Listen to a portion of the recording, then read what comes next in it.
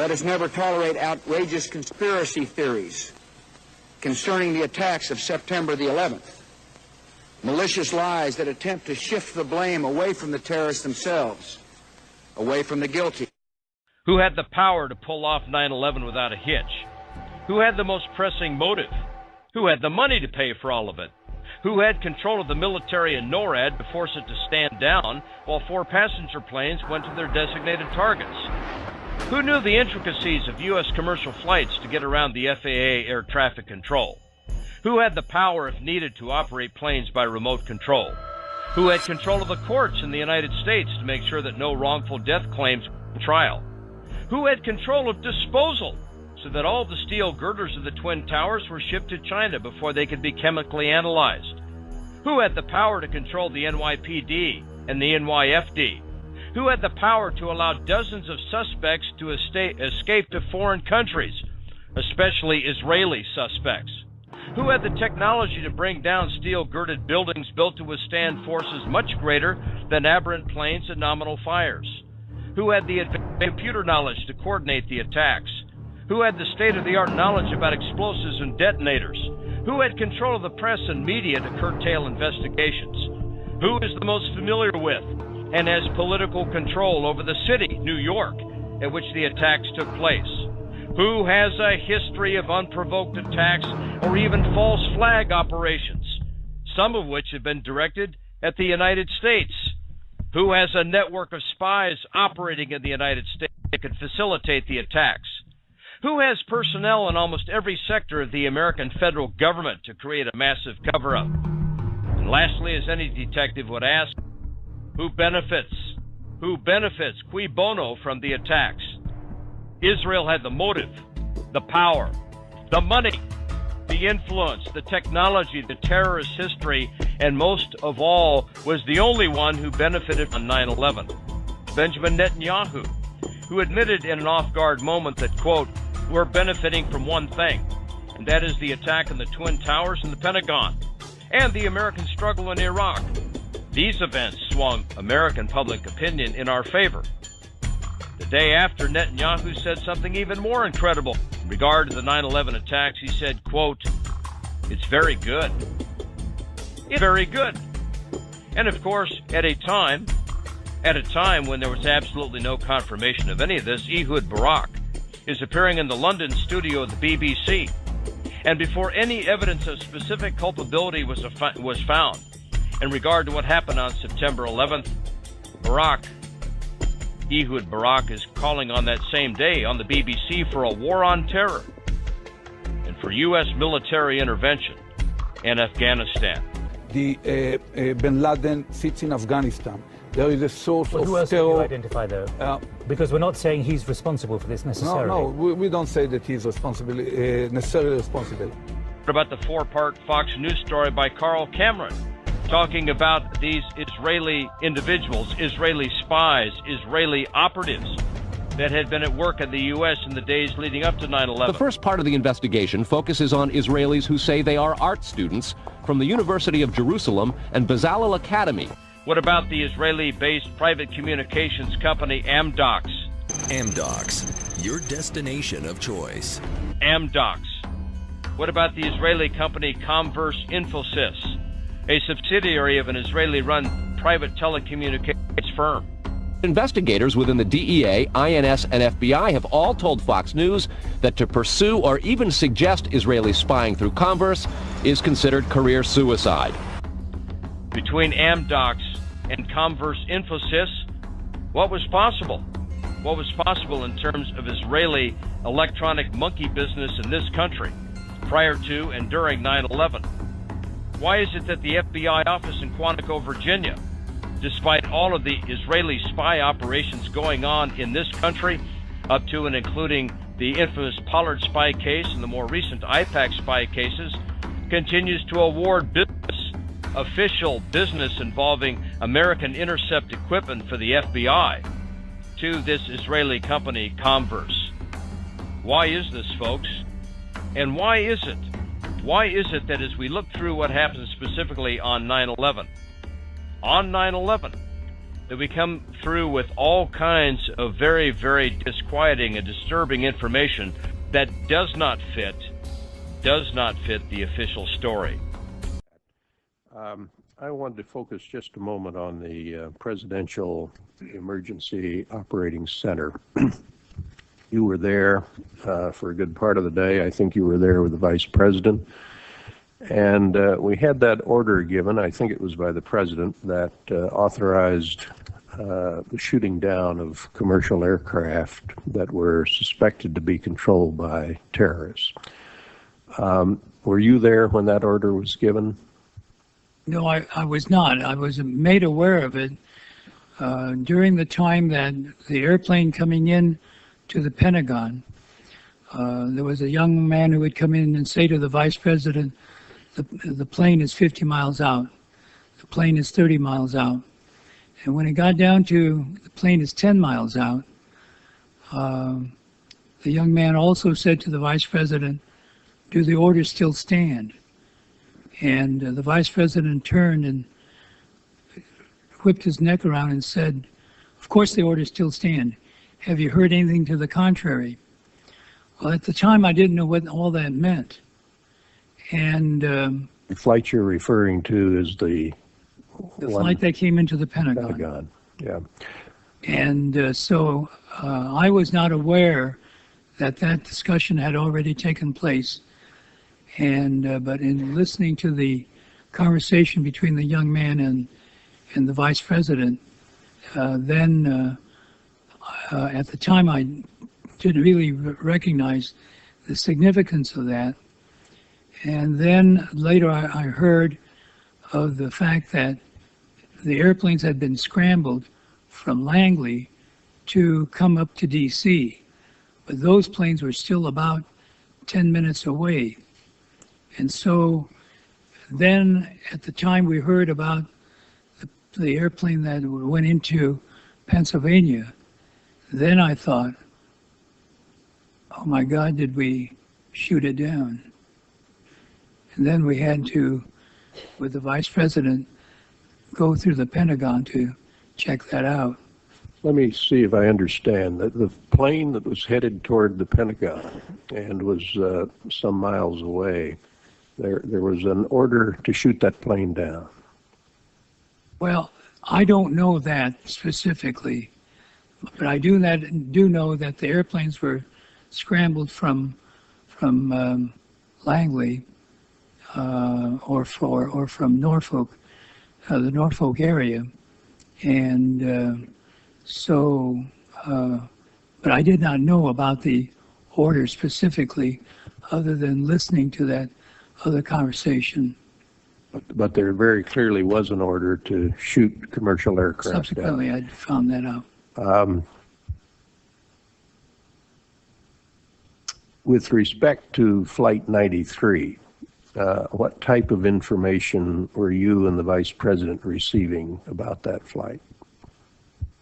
The only information we had at that point was when it went into when it crashed. I see. You didn't know beforehand about that airplane. Did not.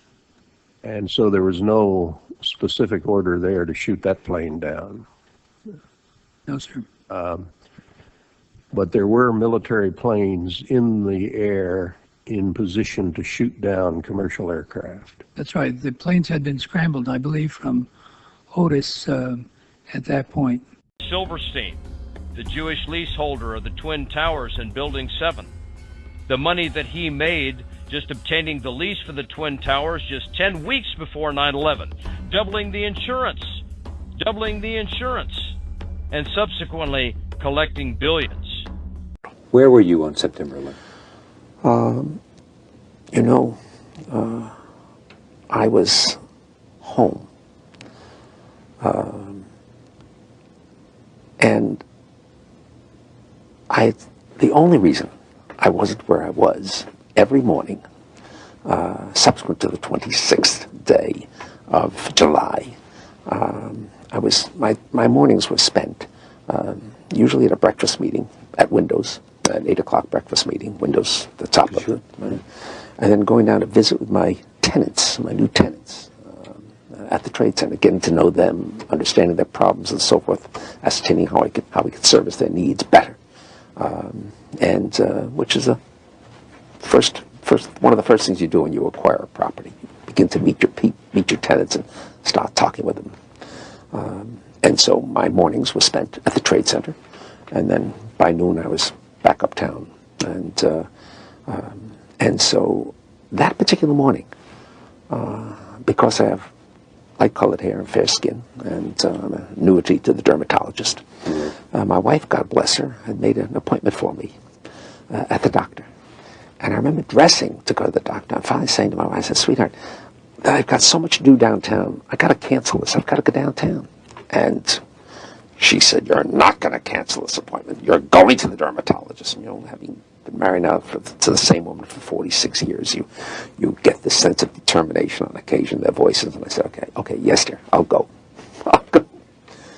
And then just minutes later, received a telephone call to turn on a television set and witnessed this horrendous circumstance. The first plane hitting, and then the second plane hitting. Of course, with the second hit, it became obvious that this was terrorism. But thereafter was absolute hell because so many of our people were down there. We were in occupancy, temporary occupancy of the 88th floor of the North Tower prior to moving permanently into the 91st floor of the North Tower. And so my children, two of my children, Roger and Lisa, both work with me. They were on their way to work at 9 o'clock.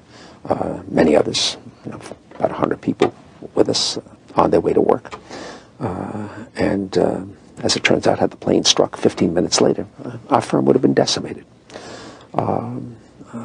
As it is, we lost 4 of our people, 2 of whom I had hired just a few weeks prior to that. And there are 6 children among them. And it was a horrendous experience.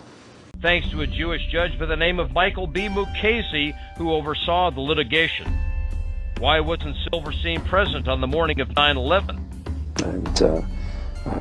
And so that particular morning, my wife, God bless her, had made an appointment for me at the doctor. In his usual location in the Twin Towers. Why were his 2 children who worked in those Twin Towers not there that day? Why are other Jewish Zionists connected with the Twin Tower complex all missing on 9/11? Frank Lowy, Louis Eisenberg, Ronald S. Lauder, Julius Kroll, and Jerome Hauer. And what about Jerome Schallman of Power Lock Technologies? In fact, was contracted with to remove the 250 tons of steel girders from ground zero prior to any legitimate investigation of those steel girders, and to take the proceeds of this catastrophe off to China. To be honest with you, we arrived on late Monday night and went into action on Tuesday morning. And then there's Philip Zelikow. Who is this guy? He's a citizen of the state of Israel, and yet he wrote the United States government's official report on 9/11. And then there's Rabbi Dov Zakheim, co-author of the infamous September 2000 People for the New American Century paper with Cheney, Rumsfeld, and Wolfowitz entitled Rebuilding America's Defenses, which boldly advocated, quote, a catastrophic and catalyzing event like Pearl Harbor in order to get public opinion behind and to accelerate the United States over the Middle East on Israel's behalf.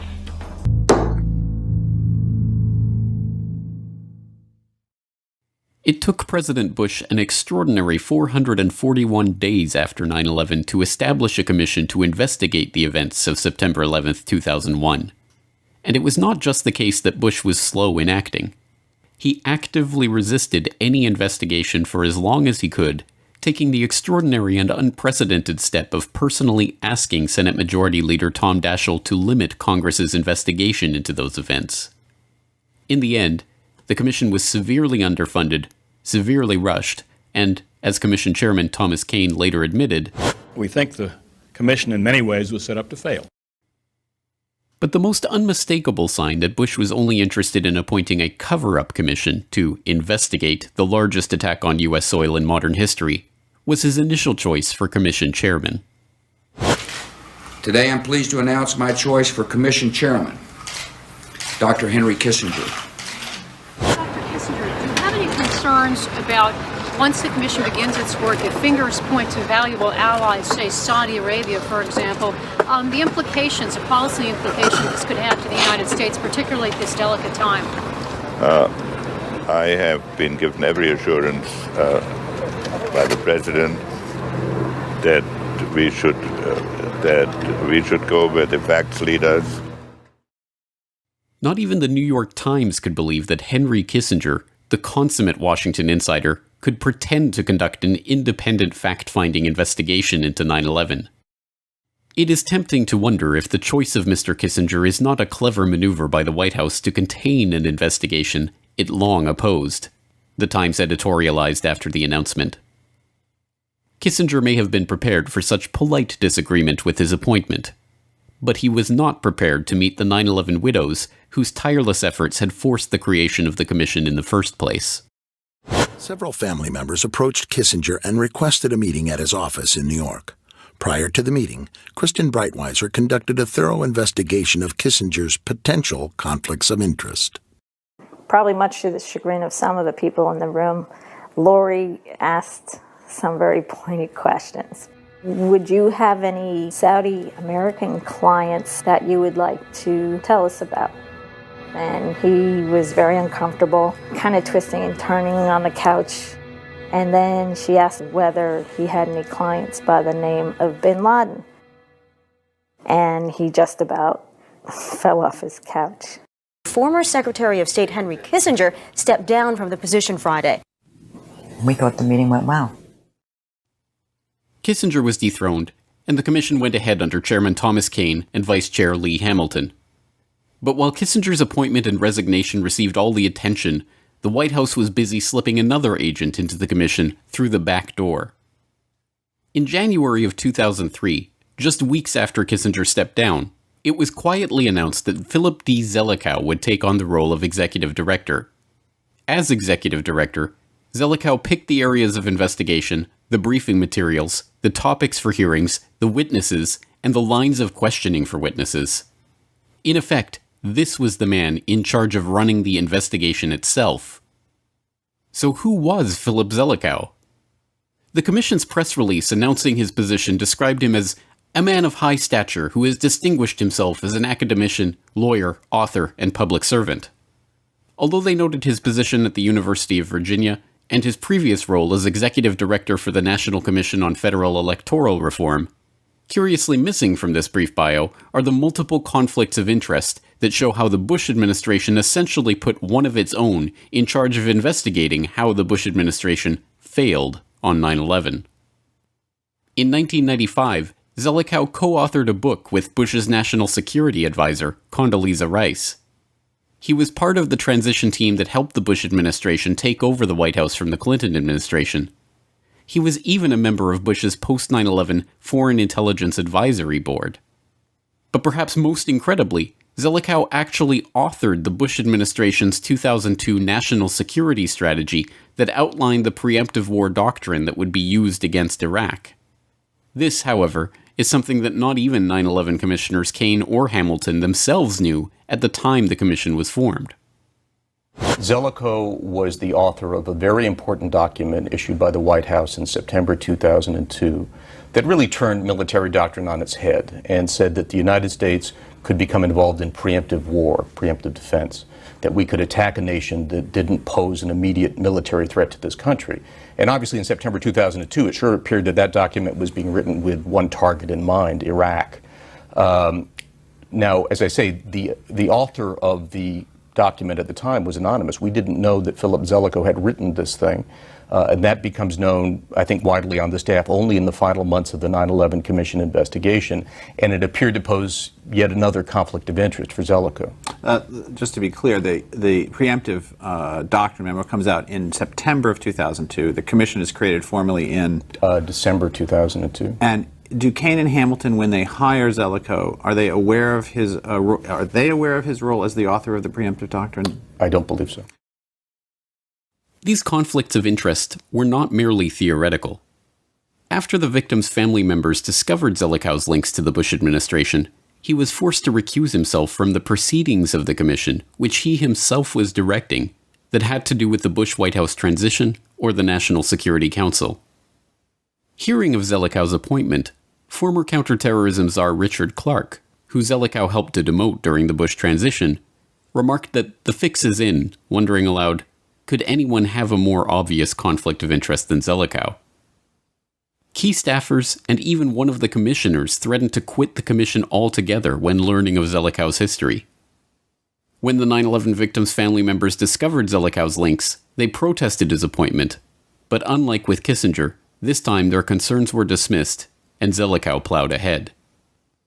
As even Zelikow himself admits, his ties to the very figures he was supposedly investigating are a legitimate concern, and any real investigation of the 9/11 cover-up would begin with him. There's a whole welter of conspiracy theories about 9/11 floating around the internet, in video cassettes, and there's a whole cottage industry in this, which if you haven't read much about it, then you're a fortunate person. I get a lot of this. I actually figure very largely in a number of the key conspiracy theories. No, but to be fair, I worked with Condi Rice, right? I worked with her in the administration of Bush 41. So I could be read as the plausible henchman executing the cover-up. And it's a legitimate concern, especially if I hadn't had 81 other staffers keeping their eagle eye on me. Conveniently left out of Zelikow's story about the 81 staffers keeping their eye on his decisions is that they were staffers who were hired by him and under his complete control. In fact, Zelikow took over the hiring of the commission staff and even stopped staffers from communicating directly with the commissioners themselves. In the first few months, the 9/11 commissioners themselves rarely even visited the commission because Zelikow denied them their own offices or the ability to hire their own staffers. The most remarkable example of Zelikow's dictatorial control came in March 2003, just 3 months after the Commission's 16-month investigation began. It was at that time, before the Commission had even convened a single hearing, that Zelikow, along with longtime associate and Commission consultant Ernest May, co-wrote a complete outline of the final report. Before the staff even had its first meeting, Zelikow had written, along with his former professor, Ernest May, a detailed outline of the Commission's report, complete, as Sheenan put it, with chapter headings, subheadings, and sub-subheadings. When Kane and Hamilton were later shown this outline, they worried that it would be seen as evidence that the report's outcome had been predetermined. So the three of them decided to keep it a secret from the rest of the staff.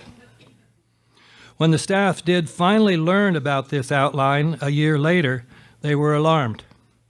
Some of them circulated a parody entitled The Warren Commission Report Preemptive Outline. One of its chapter headings read, "Single bullet, we haven't seen the evidence yet, but really, we're sure." The implication was that the crucial chapter in the Zelikow-May outline could have been headed Osama bin Laden and Al-Qaeda. We haven't seen the evidence yet, but really, we're sure. So what exactly did Zelikow do as executive director? He allowed information in the Commission's final report derived from illegal CIA torture sessions, despite not having access to the evidence of those sessions themselves, which were later illegally destroyed. This included the testimony of alleged 9/11 mastermind Khalid Sheikh Mohammed, who was waterboarded 183 times in a single month, whose children were kidnapped by the CIA, who was told that his children were going to be tortured with insects, and who eventually confessed to a whole series of plots, including bombing a bank that didn't exist at the time he was arrested. More than 1/4 of the footnotes in the final Commission report source from this torture testimony, and as Zelikow himself admitted, quite a bit, if not most, of the Commission's information on the 9/11 plot itself came from this testimony. Zelikow denied interviews and documents to staffers investigating the Saudi connection to the attacks, eventually firing one of them and removing the text of their investigation from the final report. He personally rewrote a commission staff statement to suggest a systematic link between al-Qaeda and Iraq before 9/11, outraging the authors of the original statement. He worked behind his own staffers' back to stop them from serving the Pentagon a subpoena to answer about information NORAD was withholding from the commission. He sat on a proposal to open a criminal investigation into FAA and military officials who lied to the commission for months, and then forwarded that proposal not to the Justice Department, who could have brought criminal charges, but to the Inspector General, who could not. And he covered up information on Able Danger, a military intelligence team that had identified several of the alleged 9/11 hijackers in the country before 9/11. After the initial disclosure, Dr. Zelikow came to me at the end of the meeting, gave me his card and said, "What you said today is critically important, very important. Please come see me when we return to Washington, D.C." I returned to Washington, D.C., January of 2004, call in, they say, "We want to see you, stand by." Nothing happens. A week goes by. I call again. They say, "We don't need you to come in. We have all the information on Able Danger we need. Thank you anyway." And that was where it ended. All right, so the information that you told Dr. Zelikow in Afghanistan about the CIA interfering with your ability to provide actionable intelligence to the United States government, intelligence that might have helped them find out who caused 9/11, you were not permitted to testify about. That's correct. Okay. From the initial outline to the final report, Zelikow carefully guided the process, hiring and firing the staff, directing their research efforts, deciding on witnesses, scrubbing information, and shielding his former colleagues in the White House from criticism. But perhaps more remarkable than the fact that the fix was in from the moment he took over the commission and began working on the predictive outline of the final report, is that he had in fact written about 9/11 and its eventual aftermath in 1998, 3 years before September 11th. In an article entitled Catastrophic Terrorism, Tackling the New Danger, written for the Council on Foreign Relations Foreign Affairs in November 1998, Zelikow and co-authors Ashton Carter and John Deutsch ask readers to imagine a catastrophic act of terrorism like the destruction of the World Trade Center. Like Pearl Harbor, the event would divide our past and future into a before and after. The United States might respond with draconian measures scaling back civil liberties, allowing wider surveillance of citizens, detention of suspects, and use of deadly force. More violence could follow, either future terrorist attacks or U.S. counterattacks. Belatedly, Americans would judge their leaders negligent for not addressing terrorism more urgently. Zelikow's amazing prediction becomes somewhat less remarkable when we learn his own self-described expertise in the creation and management of public myth. In a separate 1998 article on public myths, Zelikow identifies generational myths that are formed by those pivotal events that become etched in the minds of those who have lived through them, before noting that the current set of public myths, formed during the New Deal in 1933, are currently fading. Convenient for Zelikow, then, that the Pearl Harbor event that would define the next generational myth, known as the War on Terror, would arrive just 3 years later, and that he would be in charge of the commission tasked with creating and managing the public perception of that myth. Indeed, given his central role in the cover-up of 9/11 and deflecting concern away from legitimate 9/11 suspects, any true investigation into the events of September 11th would involve a thorough interrogation of Philip D. Zelikow. No, but to be fair, I worked with Condi Rice, right? I worked with her in the administration of Bush 41. So, you know, I could be read as the plausible henchman executing the cover-up. And it's a legitimate concern. Everything we're getting back from the sampling that we're doing is below background levels. I can tell you that there was no credible intelligence at that time. Zockheim, according to Robertson Jennis, and according to other researchers, was the Pentagon's comptroller from May the 4th, 2001 to March the 10th, 2004, during which over $3 trillion was reported missing by Donald Rumsfeld on September the 10th, just the day before 9/11. According to some estimates, we cannot track $2.3 trillion in transactions. What is the role of Rabbi Dov Zakheim in funneling F-16 and F-18 aircraft to Israel for only a fraction of their value? What about World Trade Center Building 7 and the scientific impossibilities there in regard to the official story as to how it came down? It came down, folks, courtesy of an order by Larry Silverstein to bring it down. World Trade Center 7 had always been considered the starting point for rebuilding. Located north of the slurry wall, 7 had been cleared faster than the rest of the site, and there had been no bodies to recover. Pelted by debris when the North Tower collapsed, 7 burned until late afternoon, allowing occupants to evacuate to safety. I remember getting a call from the fire department commander telling me that they were not sure they were going to be able to contain the fire. And I said, you know, we've had such terrible loss of life. Maybe the smartest thing to do is pull it. And they made that decision to pull, and then we watched the building collapse.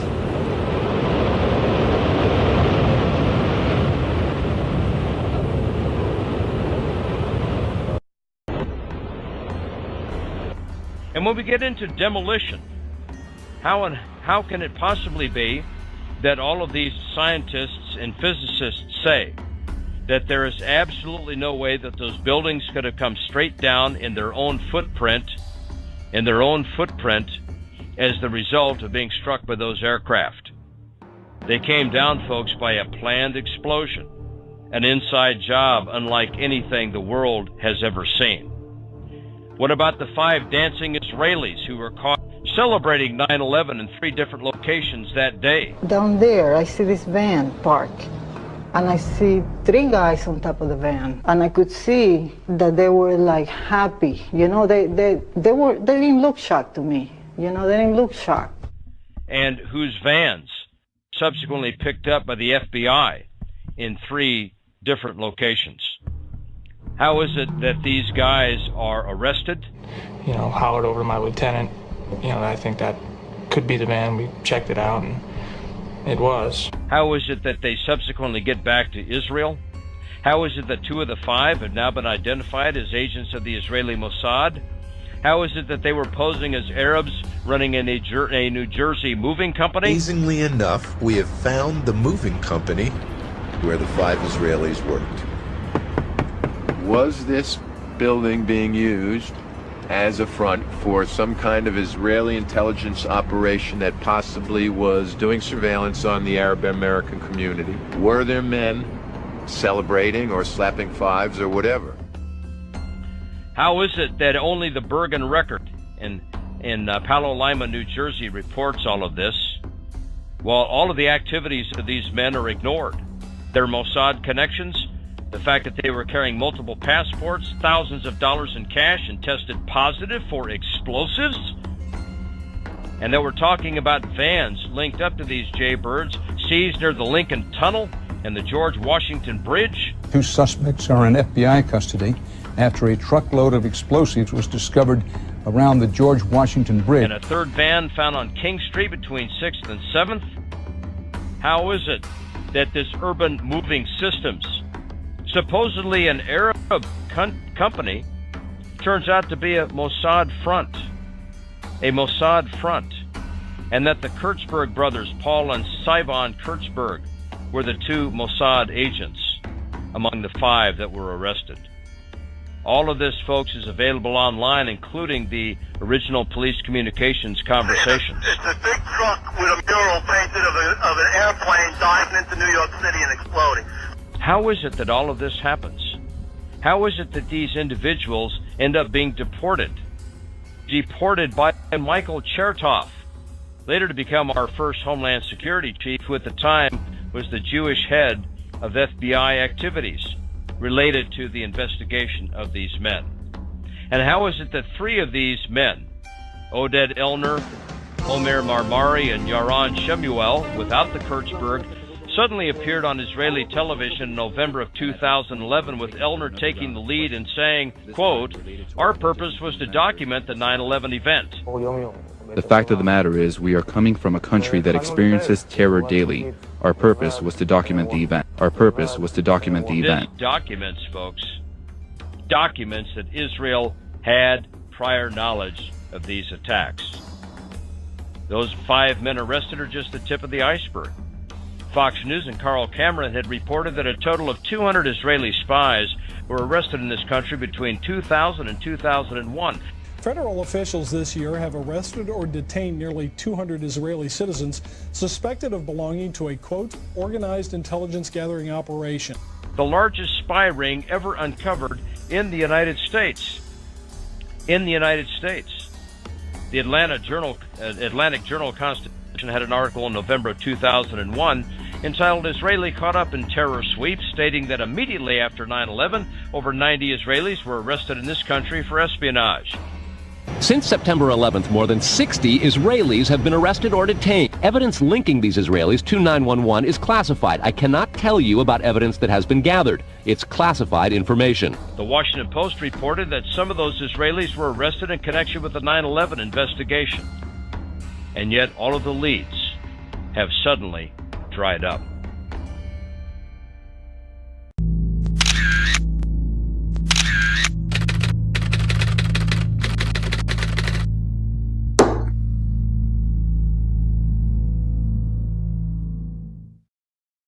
Some evil is just, it can't be explained. Are these people happy? Are they joyous now? Are they celebrating? Oh, absolutely. They're Thank celebrating. God. There's one report, this has not been confirmed, but there's several reports that there was a cell, one of these cells, across the Hudson River.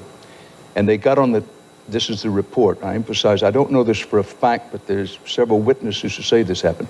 They got on the roof of the building to look across. They knew what was going to happen. Yeah. They were waiting for it to happen, and when it happened, they celebrated. They jumped for joy. In the days after 9/11, while Ground Zero continued to smolder, millions heard Dan Rather and various media outlets repeat vague and unconfirmed reports of arrests that took place that day.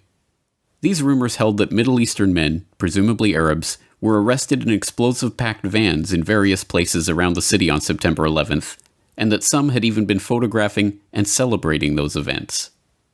What most do not realize is that those reports were not mere rumors, and we now have thousands of pages of FBI, CIA, and DOJ reports documenting those arrests.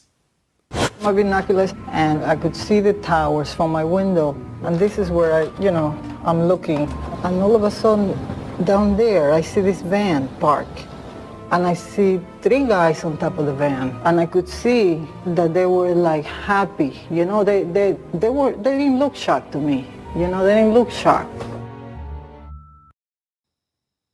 The men were spotted shortly after 8:46 a.m., yet somehow at this early stage, just minutes after the first plane strike on the World Trade Center, they were already positioned in a parking lot in Liberty State Park, taking pictures of the towers and celebrating. They left the scene shortly after being spotted, and at 3:31 p.m. the FBI issued an all-points bulletin advising officers in the greater New York area to be on the lookout for a white 2000 Chevrolet van with Urban Moving Systems sign on back.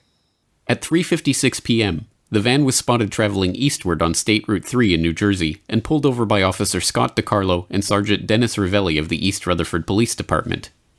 Inside they found 5 men: Sivan Kurzberg and his brother Paul, Yaron Schmel, Oded Elner, and Omar Marmari.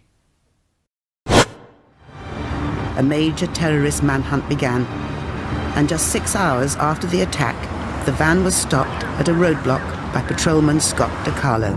We were asked to detain the van and the passengers. They were just removed from the vehicle, patted down for safety precaution, and detained. 911 call at 410 Park. I think once the FBI arrived, one of them stated that they were on our side, something to that effect. According to the police report of the incident, Sivan Kurzberg told Officer DiCarlo, "We are Israeli. We are not your problem. Your problems are our problems. The Palestinians are the problem." Their official story They were just Israeli tourists working for a moving company who had heard about the first World Trade Center strike and rushed to get a better view of the events. They told interrogators they were working for Urban Moving, a shipping and storage firm run by an Israeli businessman who often employed Israeli students without work permits. The men say there was an innocent explanation for what was found in the van and their behavior on 9/11. They were, they say, simply on a working holiday. We heard in the news that one of the plane was crashing down the building, and we thought it was an accident at the beginning. So we went up to the roof of Urban Moving, and we saw the building burning. There is a better view from a building in Jersey that is up a hill, a straight line to the World Trade Center. We decided to go up there. It's like 2-3 minutes from the office. Stand over there and take some pictures. Everyone wants a picture like this in his camera. Although this narrative is still trotted out when the story of the dancing Israelis is raised in the media, it is an easily demonstrable lie. FBI reports confirmed that the men were not taking somber pictures of a horrific event. When their 76 pictures were developed, they revealed the men had indeed been celebrating, smiling, hugging each other, and high-fiving. One of the pictures even featured Sivan Kurzberg holding a lighter up with the burning tower in the background. And these were no ordinary tourists. Oded Elner had $4,700 stuffed into his sock. They lied to the police about where they had been that morning. They were carrying plane tickets for immediate departure to different places around the globe. The FBI confirmed that 2 of the men had ties to Israeli intelligence and came to suspect that they had indeed been on a mission for the Mossad. And of course, after returning to Israel, Elner claimed on national Israeli TV that they had been sent there to document the event.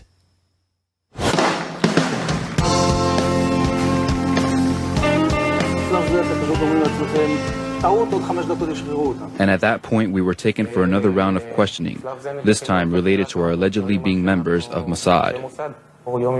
The fact of the matter is we are coming from a country that experiences terror daily. Our purpose was to document the event. Their purpose was to document the event? But how could they possibly have known what event they were documenting at that point, before the second plane strike, when those few who even knew about the situation had assumed it to be an accident or pilot error? And when did they arrive at the parking lot to document the event anyway? The FBI reports show how the men gave confused and often conflicting accounts of when and how they learned about what was happening and when they arrived at the parking lot. Oded Elner even said they had arrived there shortly after 8 a.m., which would have been 45 minutes before the attacks even began. This is in line with one of the eyewitnesses that had placed their Urban Moving Systems van at the parking lot at 8 a.m. How could they have been in place and ready to document the event unless they knew what was about to happen? Any way you cut it, this story is unbelievable. Men with documented connections to Israeli intelligence and working in the United States without appropriate permits were detained after having been caught celebrating the attack on the World Trade Center at a time when no one knew that the WTC strike was an attack. So surely these men are locked behind bars to this day, right? Surely they were transferred to Guantanamo and held without trial for 15 years as part of the war on terror, weren't they? No. They were immediately transferred to federal custody, held for 71 days, and then deported back to Israel. The owner of the Urban Moving Systems company that had employed them, Dominic Suter, was investigated by the FBI too. They concluded that Urban Moving may have been providing cover for an Israeli intelligence operation, and even seized records and computer systems from the company's offices. When they went back to question him again on September 14th, he had fled back to Israel. And what about the dancing Israelis' pictures themselves? The Justice Department destroyed their copies on January 27, 2014. And these intelligence agents on an intelligence mission who were there to document the event of 9/11 before anyone knew 9/11 was taking place? Don't worry, they were just spying on Arab terrorists. And while the FBI or certain sources might believe that in fact they were Israeli intelligence, they don't believe that the U.S. was a target, that they were actually investigating Muslim groups? They believe if this was an intelligence operation by Israel, that it was focused on the Islamic groups and charities that raise money for groups that are considered by U.S. law enforcement and others terrorist groups. And you'll note that after September 11th, the U.S. moved on many of these groups with indictments, arrests, raids on their headquarters, something that hadn't happened prior to this. These are groups that Israel believes have been funding Hamas and other terrorist organizations. Groups that are responsible for most of the suicide bombings there. But this story is not merely preposterous on its face. Even the implications of this story are themselves preposterous.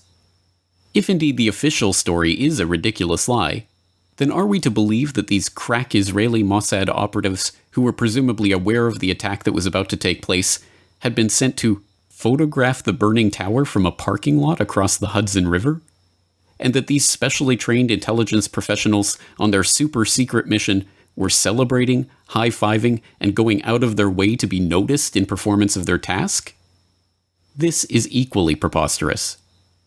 The only other possible conclusion is that these men were serving merely as a distraction, that they were not there to photograph for Israeli intelligence one of the most heavily photographed scenes in the world on that morning, but instead to be noticed and arrested as a way to divert attention from a much bigger and more sinister story.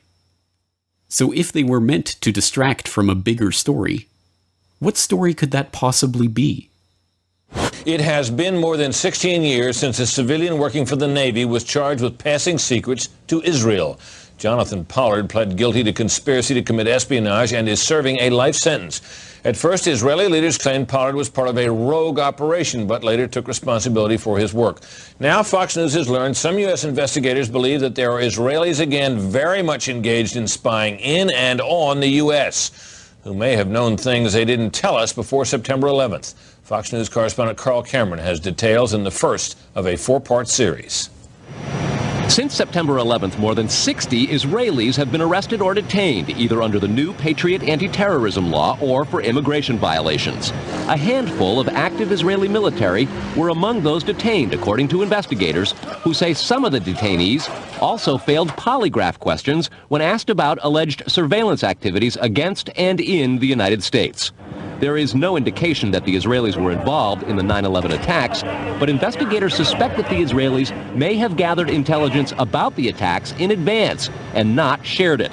A highly placed investigator said there are, quote, tie-ins, but when asked for details, he flatly refused to describe them, saying, quote, evidence linking these Israelis to 9/11 is classified. I cannot tell you about evidence that has been gathered. It's classified information. Asked this week about another sprawling investigation and the detention of 60 Israelis since September 11th, the Bush administration treated the questions like hot potatoes. I would just refer you to the Department of Justice with it. I'm not familiar with the report. I'm aware that some Israeli citizens have been detained. With respect to why they are being detained and the other aspects of your question, whether it's because they are in intelligence services or what they were doing, I will defer to the Department of Justice and the FBI to answer that. Beyond the 60 apprehended or detained and many deported since September 11th, another group of 140 Israeli individuals have been arrested and detained in this year in what government documents describe as, quote, an organized intelligence gathering operation designed to, quote, penetrate government facilities. Most of those individuals said they had served in the Israeli military, which is compulsory there, but they also had, most of them, intelligence expertise and either worked for Amdocs or other companies in Israel that specialize in wiretapping. Earlier this week, the Israeli embassy here in Washington denied any spying against or in the United States. Carl, what about this question of advanced knowledge of what was going to happen on 9/11? How clear are investigators that some Israeli agents may have known something? Well, it's very explosive information, obviously, and there's a great deal of evidence that they say they have collected, none of it necessarily conclusive. It's more when they put it all together. A bigger question, they say, is how could they not have known? Almost a direct quote, Britt. The most phenomenal part of this report is not that it was eventually erased from the web by Fox News itself, but that it ever made it to the air at all. In December of 2001, Fox News investigative reporter Carl Cameron filed an explosive 4-part series that went in-depth into an Israeli art student spying ring that had been under investigation before 9/11, extensive Israeli wiretapping of sensitive US government communications, and the 60 Israeli spies that were detained in the wake of the September 11th attacks. Unsurprisingly, the story was quickly dropped, and no mainstream journalists dared to continue probing into the matter. This is the real story of Israeli spies in 9/11. Not some vague rumors about some dancing Israelis, but an FBI dragnet that swept up the largest foreign spying ring ever caught red-handed on American soil. And although the FBI were convinced that these spies knew about 9/11 in advance, their investigations were stifled and the issue was swept under the rug. Rather than making Israel enemy number one in the war on terror, Israel remains to this day the U.S.'s most important ally. And if I'm fortunate enough to be elected president, the United States will reaffirm we have a strong and enduring national interest in Israel's security. In 2001, weeks after the attacks on New York City and on Washington, and frankly, the attacks on all of us, attacks that perpetrated, and they were perpetrated by the Islamic fundamentalists, Mayor Rudy Giuliani visited Israel to show solidarity with terror victims. I sent my plane because I backed the mission for Israel 100%. But perhaps this is understandable. After all, we all remember how Yasser Arafat gloated about 9/11 and said it was good for Palestinians, right? Oh wait, that wasn't Yasser Arafat. It was Benjamin Netanyahu. The Israeli newspaper Ma'ariv has reported Israel's former Prime Minister Benjamin Netanyahu has publicly said the September 11th attacks have been good for Israel. Netanyahu said, quote, "We're benefiting from one thing, and that is the attack on the Twin Towers and Pentagon and the American struggle in Iraq." My name is Donald Trump, and I'm a big fan of Israel. And frankly, a strong prime minister is a strong Israel. And you truly have a great prime minister. In Benjamin Netanyahu, there's nobody like him. He's a winner. He's highly respected. He's highly thought of by all. And people really do have great, great respect for what's happened in Israel. So vote for Benjamin. Terrific guy, terrific leader, great for Israel. Given that the ultimate consequence of 9/11 was the beginning of a now 15-year-long struggle to transform the Middle East, a struggle that the neocons that went on to populate the Bush administration had been openly advocating since the clean break policy paper in the mid-1990s, it isn't hard to see how the September 11th attacks were indeed a boon for Israel. But information linking Israeli spies to advanced knowledge of 9/11 remains classified information. In a world of true justice, the dancing Israelis and other Israeli spies with insider advanced knowledge of the 9/11 attacks, who openly celebrated those attacks, would be the targets of the war on terror, not its beneficiaries. Some evil is just, it can't be explained. Are these people happy? Are they joyous now? Are they celebrating? Oh, absolutely. They're celebrating. God. There's one report. This has not been confirmed, but there's... About 10 days after 9/11, I went through the Pentagon and I saw Secretary Rumsfeld and Deputy Secretary Wolfowitz. I went downstairs just to say hello to some of the people on the Joint Staff who used to work for me. And one of the generals called me and he said, "Sir, you got to come in. You got to come in and talk to me a second." I said, "Well, you're too busy." He said, "No." He says, "We've made the decision. We're going to war with Iraq." This was on or about the 20th of September. I said, "We're going to war with Iraq. Why?" He said, "I don't know." He said, "I guess they don't know what else to do." So I said, "Well, did they find some information connecting Saddam to Al-Qaeda?" He said, No. He says, "There's nothing new that way. They've just made the decision to go to war with Iraq." He said, "I guess it's like we don't know what to do about terrorists, but we've got a good military and we can take down governments." And he said, "I guess if the only tool you have is a hammer, every problem has to look like a nail." So I came back to see him a few weeks later, and by that time we were bombing in Afghanistan. I said, "Are we still going to war with Iraq?" And he said, "Oh, it's worse than that." He said, he reached over on his desk, he picked up a piece of paper, and he said, I just got this down from upstairs, meaning the Secretary of Defense's office today, and he said, "This is a memo that describes how we're going to take out 7 countries in 5 years. Starting with Iraq and then Syria, Lebanon, Libya, Somalia, Sudan, and finishing off Iran." this. The truth is about the Middle East is, had there been no oil there, it would be like Africa. Nobody is threatening to intervene in Africa. The problem is the opposite. We keep asking for people to intervene and stop it. And there's no question that the presence of petroleum throughout the region has sparked great power involvement. Whether that was the specific motivation for the coup or not, I can't tell you, but there was definitely, there's always been this attitude that somehow we could intervene and use force in the region. Stretch, big stretch. Oh, sorry. Mr. President. I know you said there'll be a time for politics, but you've also said you wanted to change the tone of Washington. Howard Dean recently seemed to muse aloud whether you had advanced knowledge of 9/11. Do you agree or disagree with the RNC that this kind of rhetoric borders on political hate speech? Yeah. Look, there's time for politics. And, you know, it's time for politics. And it's an absurd insinuation. In that case, sir, can I follow up on something unrelated?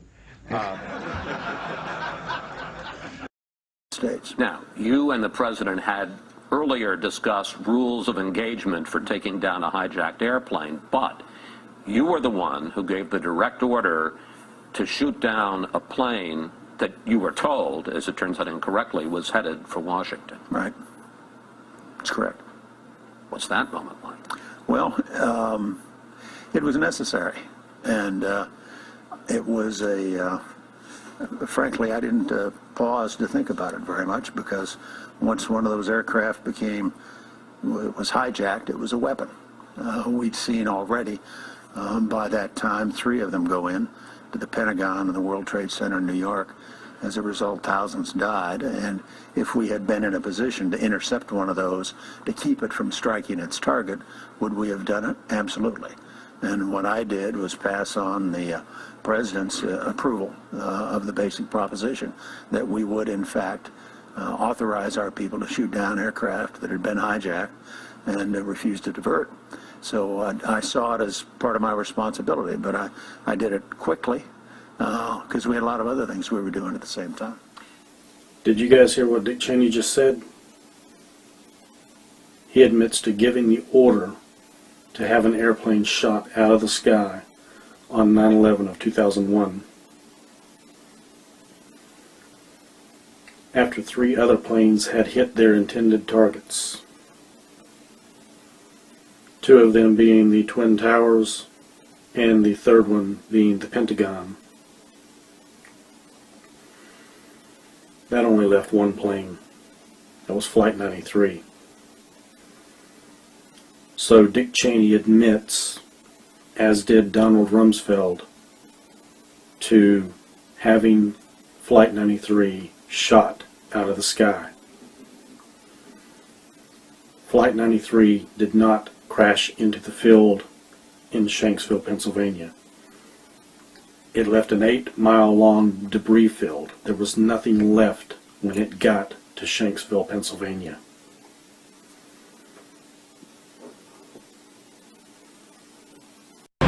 This is Luke Radowski outside the new World Trade Center complex, right outside the new Building 7.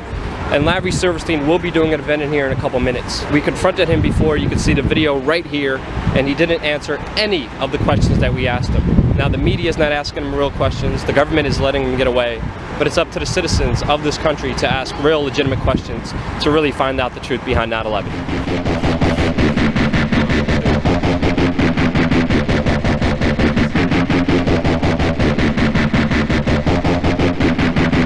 This one's for Larry Silverstein. Last time we talked, sir, I asked you if you could address some of the 9/11 conspiracy theories that you're accused of. Sadly, your response has actually invited more of them. I mean, for the record, everybody knows your infamous comments on PBS where you said pull Building 7 on 5/25 on the day of 9/11. They were not sure they were going to be able to contain the fire. I said, you know, we've had such terrible loss of life. Maybe the smartest thing to do is pull it. And they made that decision to pull, and then we watched the building collapse. Your official response was that it was the firefighters. My question is, it was pretty clear that you meant the building, and if it was the firefighters, they already are outside the building by 12. because the water lines were broken. Ask the question. And the fire chief that you said you spoke to, Fire Chief Negro, denies talking to you on that day of 9/11. Can you answer those questions and address the theories against you? I suggest for everybody's consideration that we all look at the thousands of pages of testimony that have been rendered in the many years since 9/11. And let's use today's session for something that's... Are you aware of testimony of bombs in the building before the building collapsed, sir? Are you aware of that testimony? Sir, there's testimony by Barry Jennings. Sir, you don't have to touch me. Listen, I'll walk away. All I'm asking is a question. I don't have to be kicked out. It's a legitimate question. You don't have to put your hands on me. But all I'm saying is, no, I'm not. I'm here asking. The question was not answered. That's why I have a grievance. Okay. Larry Silverstein was told not to come into work. That's why him, his daughter, and his son never showed up to work on 9/11. He put an insurance policy on the buildings. Reporters, do your job. Please ask some questions. All right, so I just walked out World Trade Center server after I just asked Larry Silverstein a question, and he told me to look at the testimony of the people who survived 9/11. And I'm here with William Rodriguez. Can you tell us about your testimony? No, my testimony was omitted from the final report of the 9/11 Commission. The allegations of explosions were not investigated. Of course, this has been taken into different levels of theories, but it's not like I support any of them. I'm just saying that, you know, it was not investigated properly, and we wanted to have a transparency when it came to the report, and we didn't have it. And many of the families and people affected by the event, I'm still searching for answers. An honor and a pleasure to run into you. Anything else you'd like to say? No, simply that, you know, it's the 10-year anniversary coming on soon. We want to bring a message of hope and a message of resiliency for the families and the victims of 9/11, and also for the people of the world that were affected directly by the event. Sadly, it has been utilized for political reasons and for conspiracy theories that we don't agree with, including you and I. So we basically want to destroy those before they continue spreading the wrong way. God bless you. Thank you, brother. Thank you.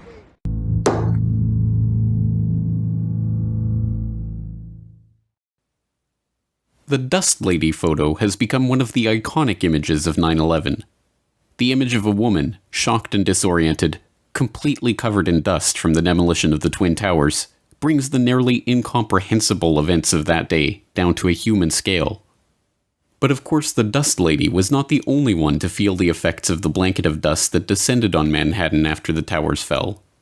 In the hours, days, and weeks that followed, thousands upon thousands of victims, first responders, emergency personnel, cleanup crews, and residents were subjected to the poisonous stew of asbestos, benzene, mercury, lead, cadmium, and other particulates, from which many are now dying. Dr. David Prezant, Chief Medical Officer with the New York Fire Department, spent 7 years examining more than 10,000 firefighters, those who were at the World Trade Center site after 9/11 and those who weren't. And we found an increase in all cancers combined, a 19% increase in cancers compared to the non-exposed World Trade Center group. Talk about the most pressing medical issues facing 9/11 first responders right now. Cancer. In the beginning, in the first few years, it was respiratory, but now it's cancers. And this is just the first wave of cancers, the blood cancers, the leukemias, the organ cancers. But in 5 or 10 more years, you're going to see the asbestos cancers. There'll be another wave of cancers. And like I tell everybody, this is a generation-long issue and a generation-long illness. Every morning I wake up, I got to take 33 pills within the course of the day. At 47 years old, I have lungs of an 80-year-old man that would have been a smoker. People say you have to forget about 9/11.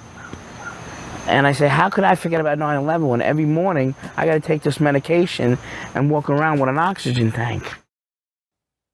If the brave men and women who had rushed to the World Trade Center in the chaotic days after 9/11 to help with the search and rescue had done so knowing the risks they were facing, that would be one thing. But of course they did not. They had been given false assurances by Christine Todd Whitman, the EPA administrator who assured the public just days into the cleanup that the air was safe to breathe. You know asbestos was in there, is in those buildings, lead is in those buildings. There are the VOCs. However, the concentrations are such that they don't pose a health hazard. As the weeks and months dragged on, Whitman, the EPA, and its officials made statement after statement after statement reaffirming that contaminant levels were low or non-existent, and that the air quality in Manhattan posed no public health concern.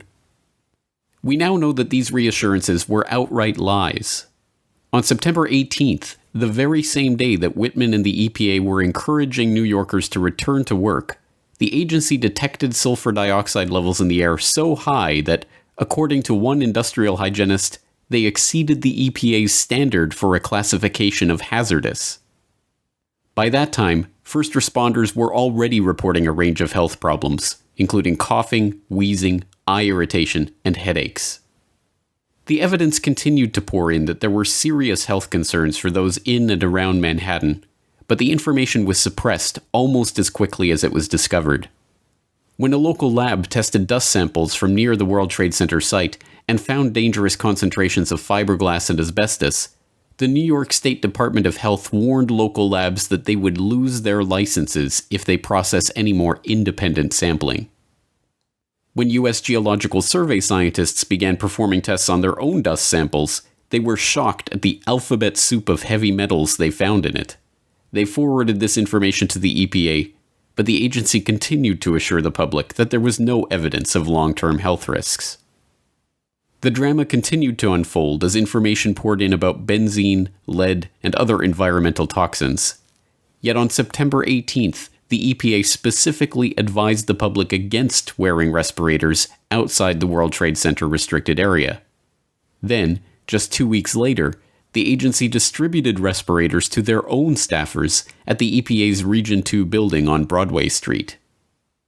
As scientists, industrial hygienists, and even other government officials began to accuse the EPA of covering up the true extent of the problem in New York, the agency continued with its dogged assertion that the air was safe to breathe. It wasn't until 2003 that the EPA's own Inspector General revealed that the White House had been editing the agency's press releases all along, finding that the White House Council on Environmental Quality influenced, through the collaboration process, the information that EPA communicated to the public through its early press releases when it convinced EPA to add reassuring statements and delete cautionary ones. When new documents were released to the public in 2011, on the eve of the 10th anniversary of 9/11, it was discovered that this editing was even worse than originally feared. There were clear warnings, specifically on Water Street, which for those people in this area know is not far from Wall Street, that showed that the levels of contaminants in the air were too high for people to go back. That was removed, which was bad enough, and then replaced with a recommendation that people go back to work. They were urged to go back, even though the early samples were showing that there were high levels of contaminants. And you point out also that in many cases they were telling people it was safe before they had even finished conducting initial tests. In one email exchange that happens on the 13th, so it's just a day and a half later, the people in Washington at the White House Council on Environmental Quality are telling the people up here, hey, Christine Whitman is coming up. She's going to talk to reporters because all the results so far have been so positive. Well, all the results so far showed almost nothing because there were almost no results.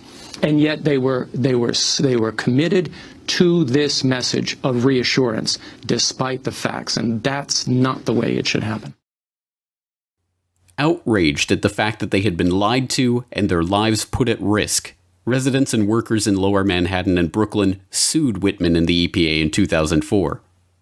In a 2006 ruling allowing the class action lawsuit to proceed, Judge Deborah A. Batts of Federal District Court in Manhattan excoriated Whitman, finding that her baseless assurances that the air was safe increased and may have in fact created the danger to people living and working in the area.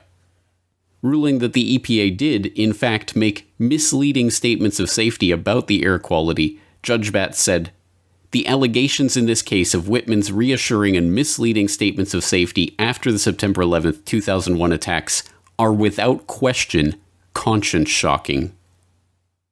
Batz's decision was overturned by a panel of judges in 2008, who ruled that misleading the public and contributing to the health problems and deaths of untold Ground Zero workers was not conscience-shocking enough to override her immunity from prosecution as a federal agent. If Whitman has a conscience at all, it is evidently not shocked by any of these accusations. She has not only never conceded guilt or even expressed sorrow for the ongoing sickness and deaths that her actions helped bring about, she has repeatedly defended the actions of herself and the EPA in general.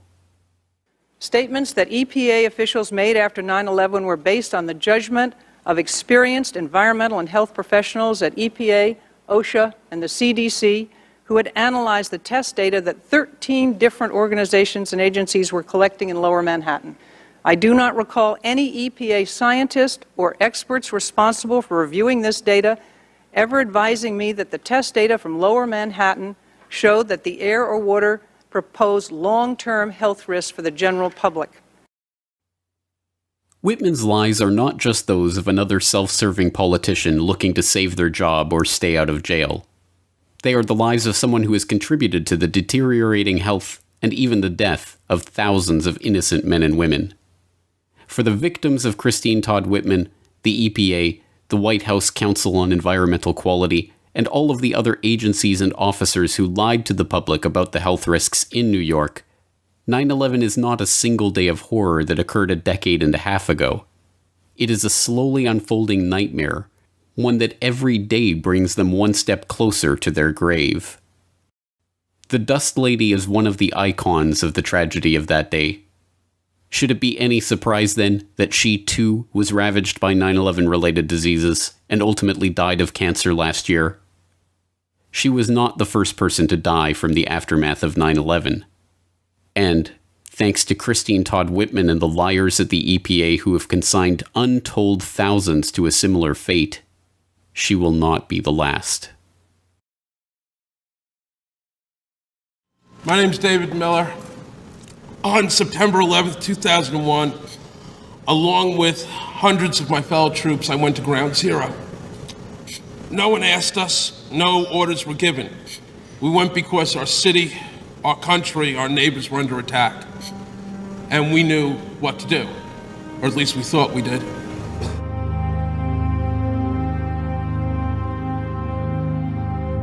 On September 13th, we marched back in groups of 2s and 3s at first, and then dozens until there must have been more than 200 of us, carrying ropes, ladders, tools of every kind, back into the smoke and the poison and rubble where we reached an intersection with hundreds of civilians cheering us on.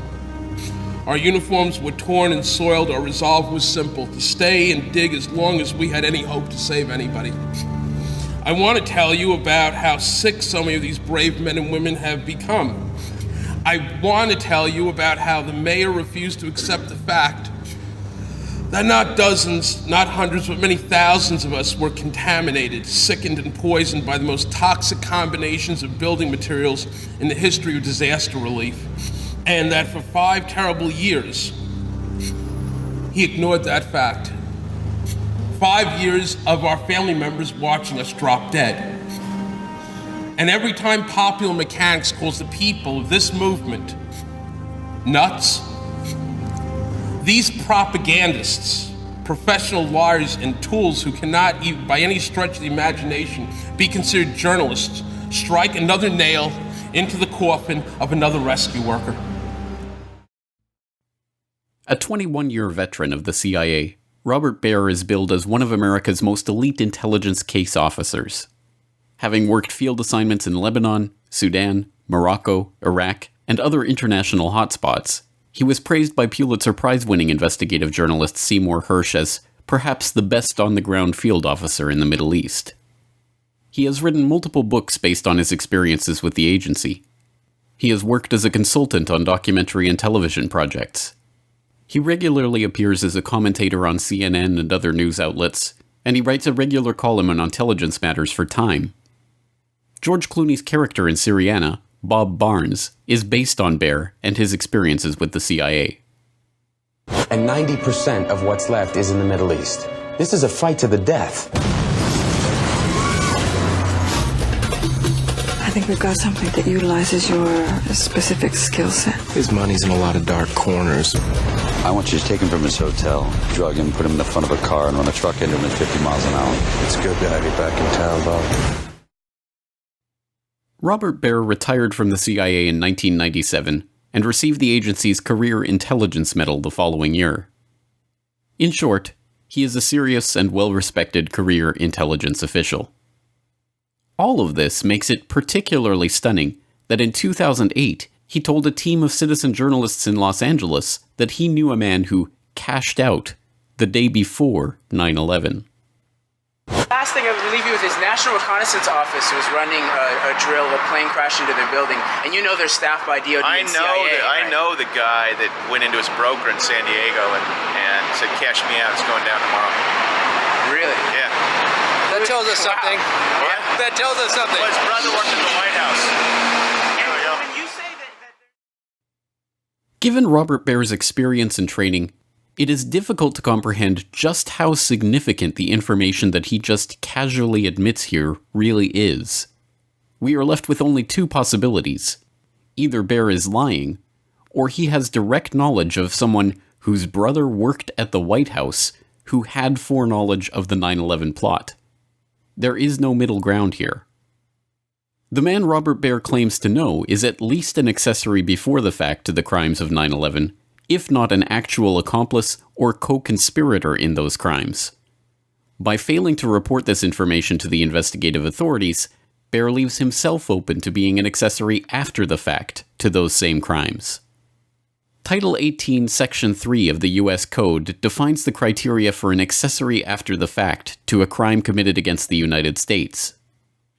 Whoever, knowing that an offense against the United States has been committed, receives, relieves, comforts, or assists the offender in order to hinder or prevent his apprehension, trial, or punishment, is an accessory after the fact.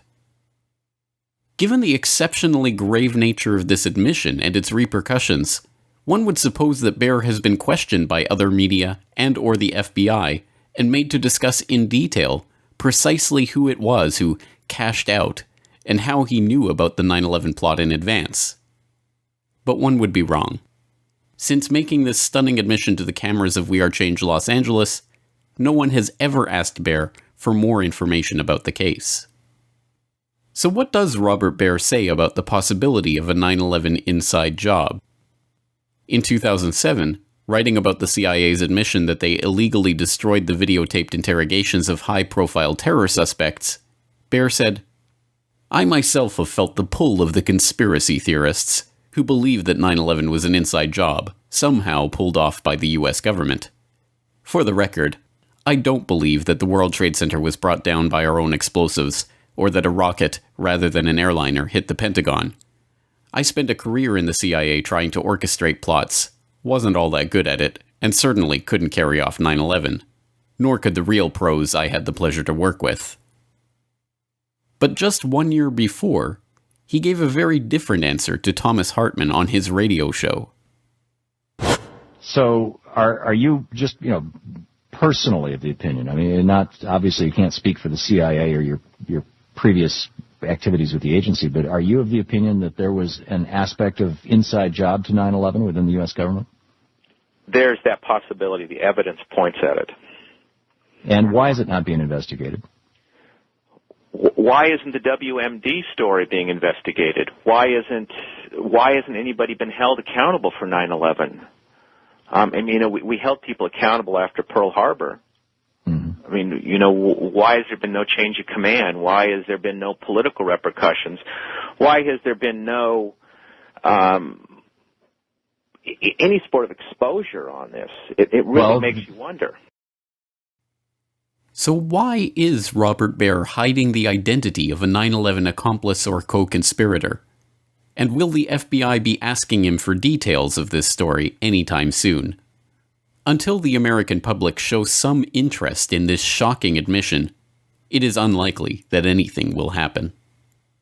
Last thing I would leave you with is National Reconnaissance Office was running a drill, a plane crashed into their building, and you know they're staffed by DOD and CIA. I know the guy that went into his broker in San Diego and said, "Cash me out, it's going down tomorrow." Really? Yeah. That tells us something. What? That tells us something. Well, his brother worked in the White House. There we go. According to the official story of September 11th, 2001, 4 hijacked airliners flew wildly off course over the most sensitive airspace in the United States for 109 minutes without being intercepted by a single fighter jet. As Commander-in-Chief of the North American Aerospace Defense Command on 9/11, General Ralph Eberhart was in charge of the largest failure to defend North American airspace in history. Rather than accepting blame for his command's complete lack of response that morning, however, or even expressing regret about what had occurred, General Eberhart instead spent the rest of his career attempting to pin the blame for this failure squarely on the FAA. You've read a lot over the last 2.5 years about what NORAD did and did not do that morning and should have done in the years and months leading up to that attack. Ground truth is that NORAD was charged to support the FAA in the event of a hijacking.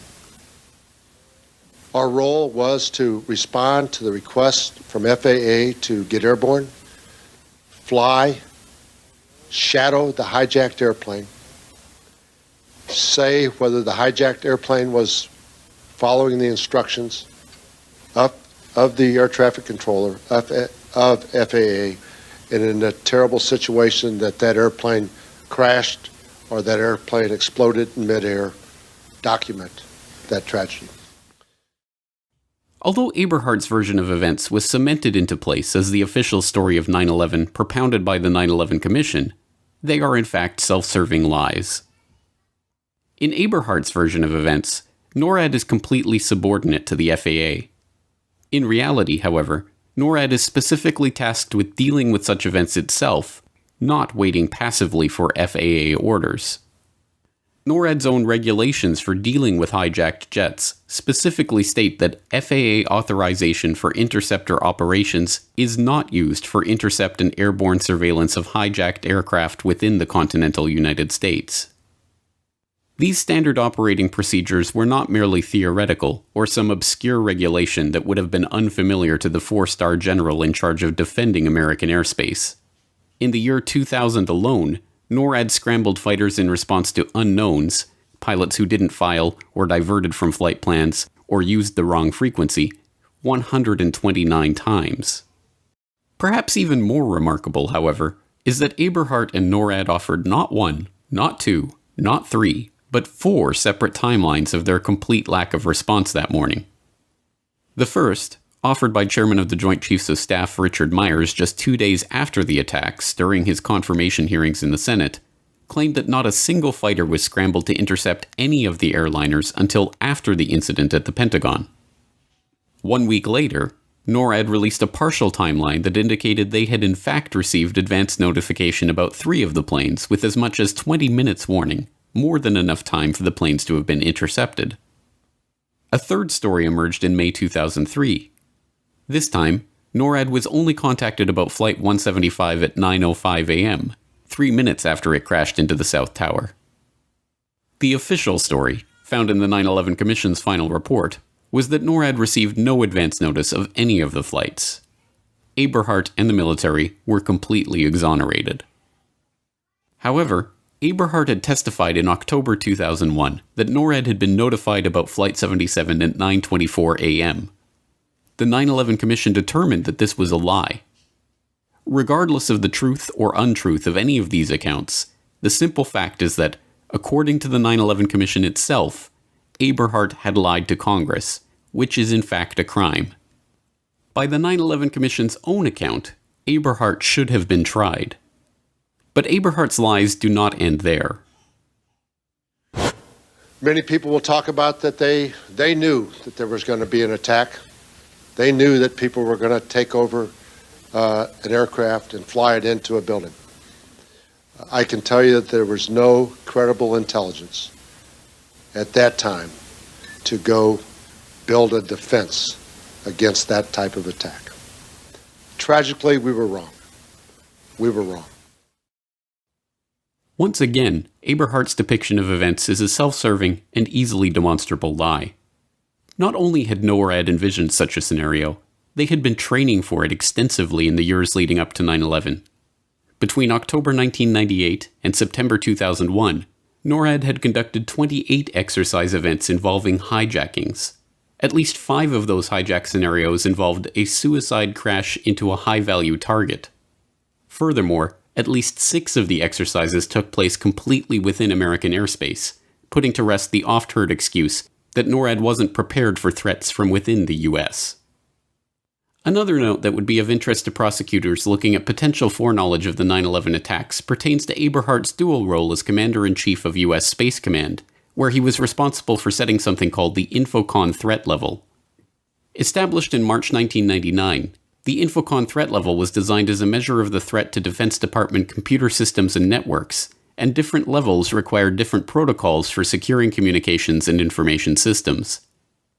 At 9:09 p.m. on September 10, 2001, less than 12 hours before the attacks began, Eberhardt reduced Infocon to level 5, the lowest threat level, making it easier for hackers to compromise Defense Department systems and controls. Eberhardt has never been asked about this change in the public record. There are a laundry list of other questionable actions that Eberhardt took on 9/11. His failure to implement military control over U.S. airspace, his decision to drive from Peterson Air Force Base to NORAD's Cheyenne Mountain Control Center at 9:30 a.m., right in the middle of the attacks, despite knowing this would involve loss of communication for part of the drive, and the fact that it took him 45 minutes to complete the 30-minute trip. His decision to ground all fighter jets by ordering them to battle stations instead of ordering them to scramble at 9:49 a.m., and even NORAD's inability to turn over basic documentation to government investigators. The official story of 9/11 is a lie, but Eberhardt's story is a lie within that lie, designed to absolve himself and other members of the U.S. military charged with American airspace that morning from the most catastrophic failure in that mission in their history. And not only did Eberhardt survive with his career intact, he was praised as a 9/11 hero and moved into the private sector after leaving NORAD in 2004, as chairman and board member of a number of companies that directly benefited from the post-9/11 police state and the post-9/11 war on terror. Ralph E. Eberhardt remains at large. We have a problem here. We have a hijacked aircraft headed towards New York. Is this real world or exercise? After stepping down as mayor of New York City, Rudy Giuliani tried to launch himself as a national political leader on the back of the single defining event of his career. September 11th, September 11th. Terrorists or terrorism, September 11th. The flames of hell emanating from those buildings. September 11, fallen towers of the World Trade Center. Terrorists, September 11, 2001. In the end, he failed miserably, with voters immediately seeing his ploy for what it was: base political pandering. 9/11 was bad. I agree with that. God, I can't believe how easy this is. But what many do not realize is that Giuliani's case is not just that of another ghoulish politician parading on the corpses of those who died on his watch for his own political gain. On the day of 9/11, while the remains of the Twin Towers and World Trade Center 7 were still smoldering, one of Mayor Giuliani's first concerns was clearing away the evidence from the crime scene. We were able to move 120 dump trucks out of the city last night, which will give you a sense of the work that was done overnight. It's wild out here. They just keep coming. Look. It doesn't stop. There's more. I keep thinking it's at the end, and it's not. Despite reassurances that the rapid removal of the evidence from Ground Zero was important for emergency access, this process went far beyond merely clearing a path for rescue workers. As Eric Lawyer, founder of Firefighters for 9/11 Truth, points out, the massive operation to haul away over 1.5 million tons of debris and to sell much of the steel to Chinese firm Baosteel at discount prices was not just an overzealous approach to clearing the area, but was itself a crime. 9/11 was the greatest loss of life and property damage in U.S. fire history. This should have been the most protected, preserved, over-tested, and thorough investigation of a crime scene in world history. Sadly, it was not. What was it? Well, we know from their own admission, the majority of the evidence was destroyed. Like Richard said, 22 years of experience, I've seen a lot of crime scenes. I've never seen anything like this in my life. I was out at the site. I saw trucks leaving faster than anywhere I've ever seen, but I accepted it at the time, and for years I accepted it because it was a recovery and rescue operation, and that's normal to have something like that going. Again, we'd never seen anything like it, but that was expected. What I didn't know for years, what was going on behind the scenes, was that evidence was being destroyed when it was shipped off. By their own admission, Tower 7 investigation, this investigation at Tower 7 had no physical evidence. How do you investigate a crime when you've destroyed all the evidence? It doesn't make sense. They also admit that they refused to test the explosives or to test for explosives or residue of thermite.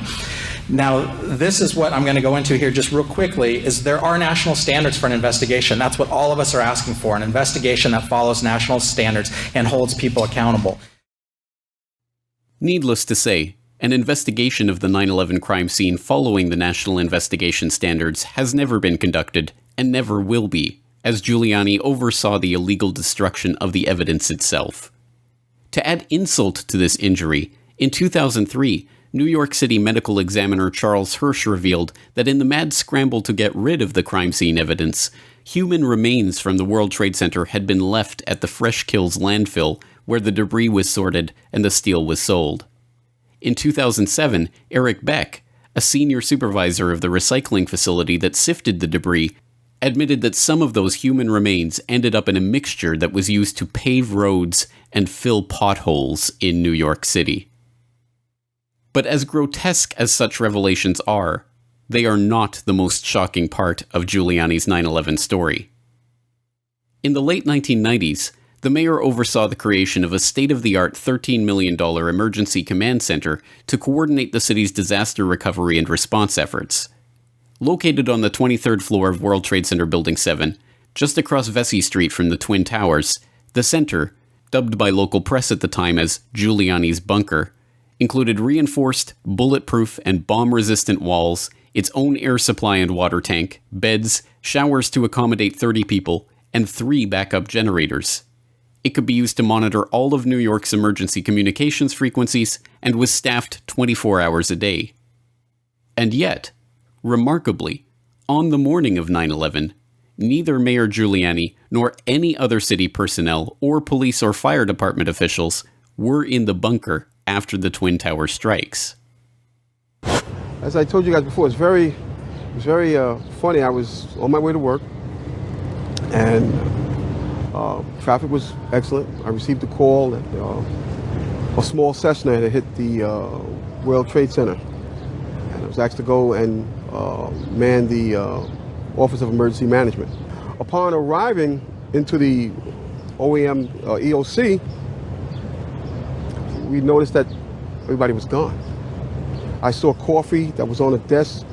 Still, the smoke was still coming off the coffee. I saw half-eaten sandwiches. So why wasn't the mayor and the city's emergency personnel in the location that had been purpose-built for just such an event? According to Giuliani, they had been told to evacuate because they had been given a warning that the Twin Towers were going to collapse. A warning that was evidently not passed on to any of the emergency personnel that were still working in the buildings. I went down to the scene and we set up headquarters at 75 Barclay Street, which was right there with the police commissioner, the fire commissioner, the head of emergency management.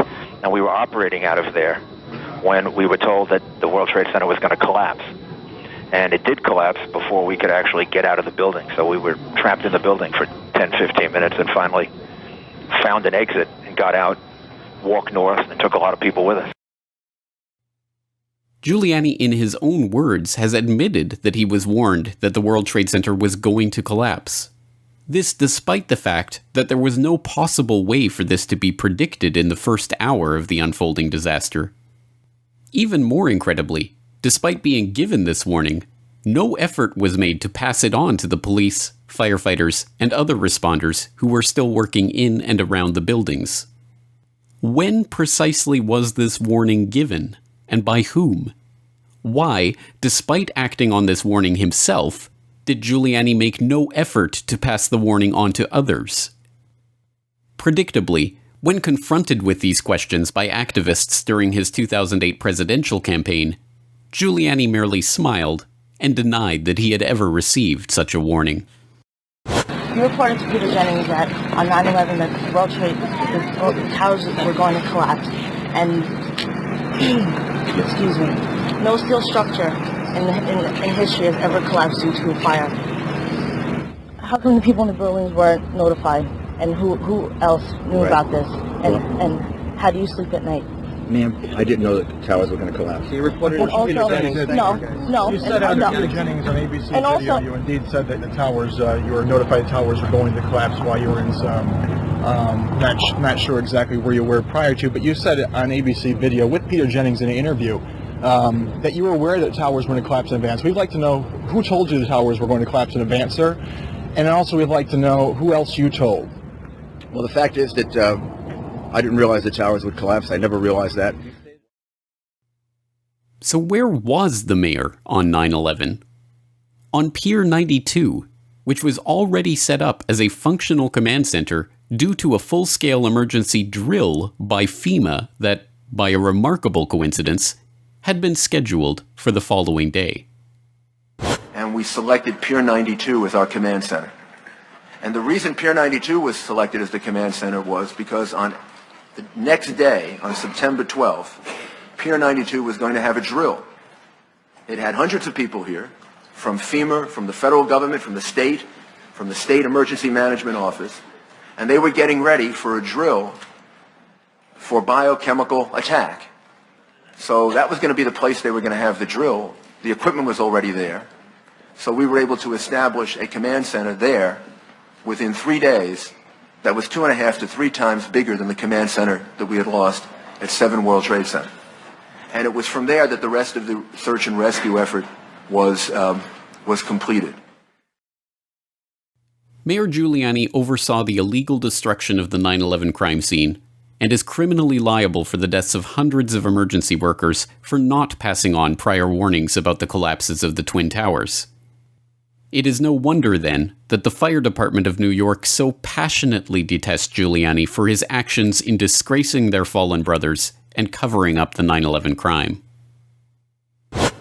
Rudy Giuliani has used the horrible events of September 11, 2001, to create a carefully crafted persona. But the fact is, what Rudy portrays is not a full picture of the decisions made that led, in our view, to the unnecessary deaths of our FDNY members and the attempt to stop the dignified recovery of those lost. The urban legend of America's mayor needs to be balanced by the truth. So what is the reward for Giuliani's criminal actions on 9/11? An offer to become the head of the Department of Homeland Security in the event of a Trump presidency, of course. This is the state of American politics, and this is precisely why a true investigation of what happened on 9/11 never has and never will be conducted by the U.S. government itself.